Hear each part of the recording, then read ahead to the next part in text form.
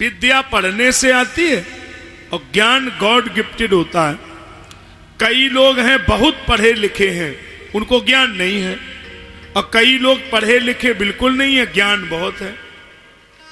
क्या आप इसको मानते हैं? आपके नजर में कई लोग होंगे बहुत पढ़े लिखे, आप क्या बोलते हो कि आप पढ़े लिखे हैं लेकिन आपको ज्ञान रत्ती भर नहीं है। और कई लोग बिल्कुल पढ़े लिखे नहीं, लेकिन लोग बोलते हैं देखो ये पढ़े लिखे नहीं है लेकिन इन्हें ज्ञान बहुत है। इसका मतलब ज्ञान अलग मापदंड है। अब कोई बच्चे कंपटीशन की तैयारी कर रहे हैं तो वो इसको नोट कर सकते हैं, कभी अगर लिखना पड़े तो आप लिख सकते हैं। IAS PCS में कभी पूछा जाएगा ज्ञान किसे कहते हैं।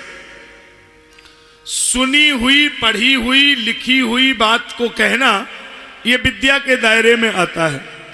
ज्ञान सुनी हुई, पढ़ी लिखी बात को कहने का नाम ज्ञान नहीं है।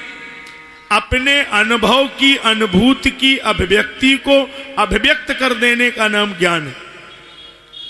अपने अनुभव की, अनुभूति की अभिव्यक्ति को अभिव्यक्त कर देने का नाम ज्ञान। इसलिए आपने जो अनुभव किया है वो, उस अनुभव से क्या अनुभूति हुई और फिर उसको कैसे आपने अभिव्यक्त किया, यह ज्ञान है। और अगर उसमें कोई विशेष काम आपने किया है, विशेष तरीके से कुछ उसमें किया है, तो उसको विज्ञान बोलते हैं। भी उपसर्ग लगा दिया गया, वो विशेष ज्ञान हो गया। अगर वही ज्ञान की धारा को अध्यात्म की तरफ मोड़ दिया तो वो आध्यात्मिक ज्ञान हो गया। समाज की तरफ मोड़ दिया तो वो सामाजिक विज्ञान हो गया। तो आप शब्द वही रहेगा, उपसर्ग बदलता जाएगा। तो आपको ये तय करना है कि ज्ञान अनुभव की, अनुभूति की अभिव्यक्ति को अभिव्यक्त कर देने का नाम ज्ञान है। संसार स्वप्नम त्यज मोह निद्रा। यद्यपि सपने में जो कुछ भी दिखाई देता है ये हमें ज्ञान है कि ये सत्य नहीं है, ये हमें मालूम है, फिर भी हम उसको स्वीकार करने के लिए तैयार नहीं है।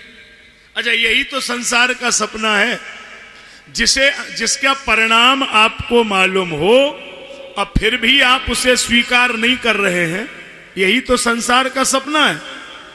अच्छा बोलो, आप लोगों का परिणाम मालूम है कि नहीं कि जन्म हुआ है तो मरना, बोलो आगे नहीं पड़ेगा, ऐसा बोल रहे हैं, मरना पड़ेगा, ये तो पक्का मालूम है।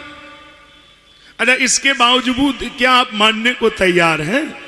मानने को तो तैयार नहीं है, फिर भी आप मानने को तैयार नहीं। परिणाम मालूम है कि अगर जन्म है तो मरना तय है, फिर भी हम जन्म तो चाहते हैं लेकिन मरना नहीं चाहते। और जबकि वो भी फाइनल है कि यदि जन्म है तो मरना होगा। तो यही तो सपने की तरह खेल है। अब कई लोग अच्छी तरह जानते हैं, डॉक्टर ने भी बोल दिया कि घर में ले जाओ, अब ये 2-4 महीने ही चलेंगे, अब फिर भी वो ना डॉक्टर की मान रहा है, ना अपनी मान रहा है, ना भगवान की मान रहा है। उसके दिमाग में फिर भी यही चल रहा है, ऐसे थोड़े ही मर जाएंगे। लेकिन जो चीज निर्धारित है, निश्चित है, उसे आप कैसे बदल सकते हैं?